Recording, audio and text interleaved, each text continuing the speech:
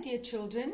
All right, so I want to try and explain decimals a little bit better, especially how we add and subtract them. This is the worksheet from yesterday, but I want to just use a clean piece of paper to tell you a little bit more about decimals. Okay, so decimals and fractions are the same. It's just a different way of writing. So we can have, when we have fractions, we can have mixed numbers. We can have 2.5. That's a mixed number. The 2 is the whole number and the half is the fraction, and together it's mixed numbers because it consists of a whole number and a fraction or a piece of something. This is exactly the same as the decimal 2.5.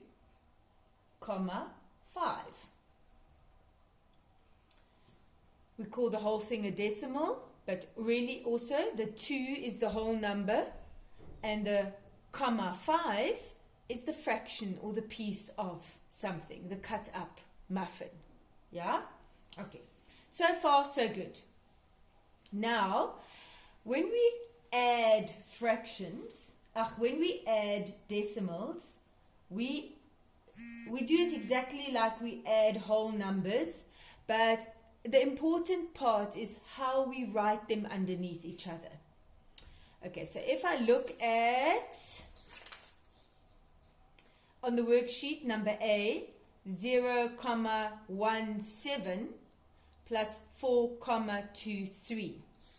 I then write 0.17. I write them underneath each other plus 4.23.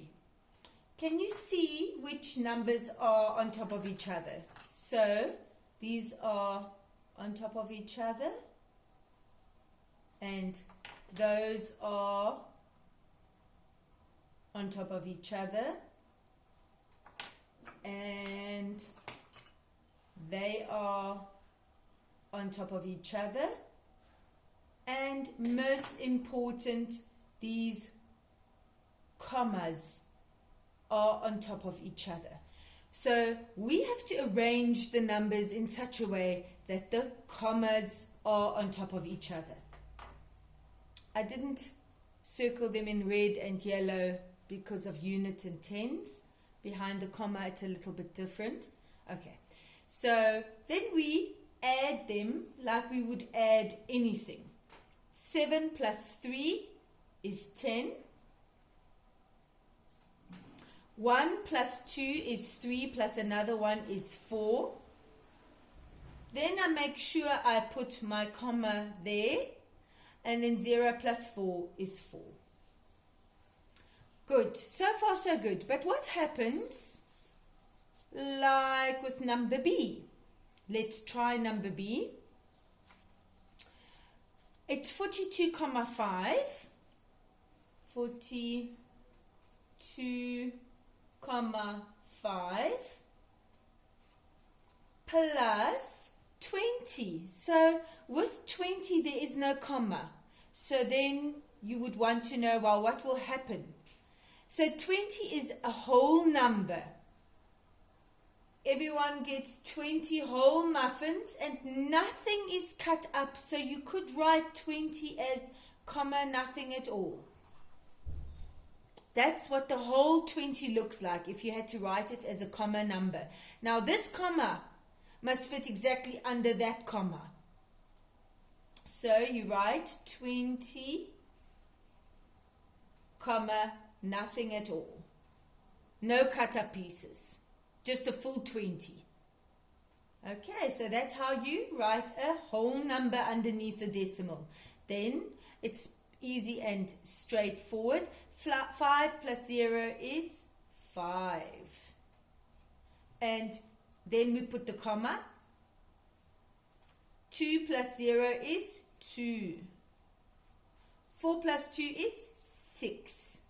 So 42 comma 5 plus 20 comma nothing is 62 comma 5. Okay, let's see what else we have here. Let's try number C. So we have 7 comma 25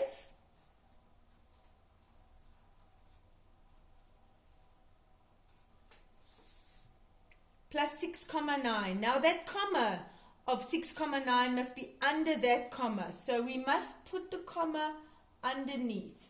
Then on that side of the comma is the 9. And on this side of the comma was a 6. So these are underneath each other. Can you see that? Commas are underneath each other. If there's nothing, it means 0. So you can put in a little 0 there. That's fine. And was it minus? It was minus, right? So you do like you always do, minus. 5 minus nothing at all is 5. 2 minus 9 can't work. So we have to borrow. We go to the neighbor. Luckily the neighbor's got enough. We borrow one group of 10 from the neighbor. It becomes a 6, and this becomes a 12. 12 minus 9 is, yes, 3. Then we write our comma. See how all the commas are aligned. That's what we want. We shift the numbers about so that the commas are underneath each other. And 6 minus 6 is nothing at all. So 0 comma 35 is the answer. Okay, and then let's try number D. Number D. 4 comma 3 minus 0 comma 2, 2. You write your first number, 4 comma 3. Then you write a minus here in front. And the 0 comma 2, 2, the comma must be underneath the other comma. And on this side there was a 0. 2, 2. So there's nothing at all. So nothing at all is like a 0. Okay, so you can fill it up with a 0. Good. So nothing at all minus 2. We need to borrow. You can't have nothing in your fridge and then give 2 muffins to your friends. So we go to the neighbor. We borrow 1. This becomes a 2. This becomes a 10. 10 minus 2 is 8. And you're also very good at this, each and every one of you. 2 minus 2 is 0. Then comes the comma, all nicely in a line. And then 4 minus nothing is still 4. Okay. 0 comma 3 minus 0, 4 comma 3 minus 0 comma 2, 2 is 4 comma 0, 8. Okay. So should we take one more example? Let's have a look.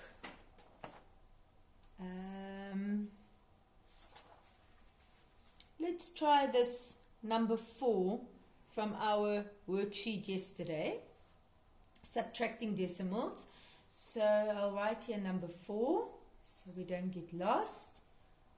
And that is 120 comma 03 minus 10 comma 3. The 10 comma 3, the comma must be in alignment with that comma. Here comes the comma. On this side of the comma there was a 10. And on that side of the comma there was a 3. And you are allowed to fill it up with little zeros if it makes you happy. So you have numbers that are in alignment in such a way that you make sure the commas are underneath each other. Good. 3 minus nothing at all is still 3. Nothing at all minus 3. We must borrow.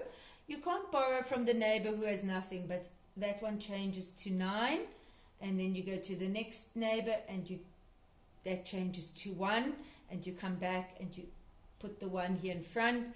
So 10 minus 3 is 7. Good. And then we make our comma. Then we have 9 minus nothing at all is 9. And 1 minus 1 is 0. And 1 minus 0 is 1. So my answer is 109,73. Not comma 73, no, comma 73. 109,73. So it's like our plus and minus in the houses, except I didn't want to put it in the houses because we would need an extra room for the comma, and then it would make no sense really. So I think you're big enough to write your numbers just underneath each other. All you have to remember is that if I give a full number, or you ever get a whole number, like 12 plus 0,01, how would we do that?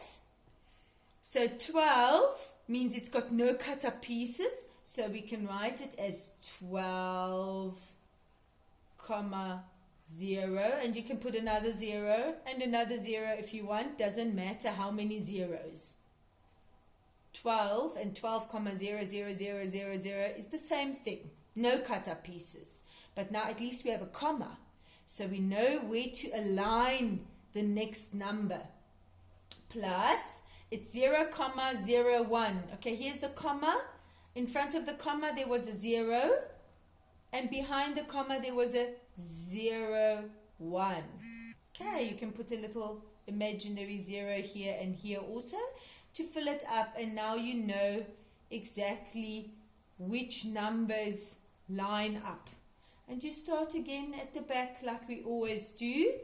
So 0 plus 0 is still 0. 0 plus 1 is 1. 0 and 0 is 0. Then your comma comes in exactly the right place. 2 plus 0 is just 2. And 1 plus 0 is 1. So 12 plus 0,01 is actually 12,01. You don't have to say those zeros at the end. They don't mean anything. Okay. So I hope that helped a little bit, helping you to add and subtract decimals. Right. Bye.